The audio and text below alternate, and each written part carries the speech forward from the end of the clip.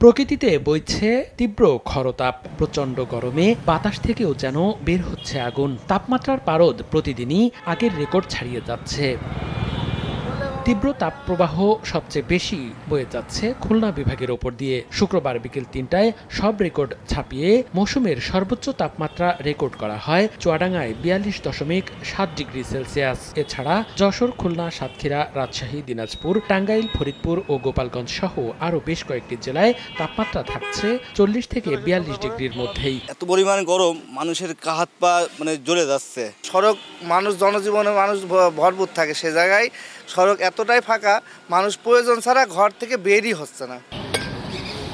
তাপমাত্রার প্রখরতা এত যে শরীর পুড়ে যাওয়ার উপক্রম। তাই খুব বেশি জরুরি না হলে বাসা থেকে বের হচ্ছে না অনেকেই।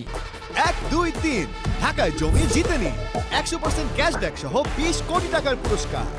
তবে পেটের দায়ে বের হওয়া, খেটে খাওয়া মানুষ এমন প্রতিকূল আবহাওয়ার মধ্যেই জীবনের ঝুঁকি নিয়ে কাজ করতে বাধ্য হচ্ছেন। দুর্বিষহ জীবনযাপন গরমের, তারপর কারেন্ট লোডশেডিং লেগেই আছে, সব মিলে প্রকট গরম। যে রোদ, বৃষ্টি না হলে আমার মনে হয় এই রোদ কমবে না।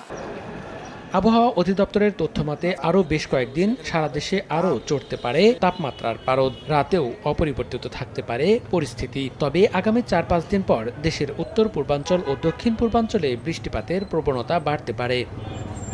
মনিরুজ্জামান প্রান্ত, সময় সংবাদ।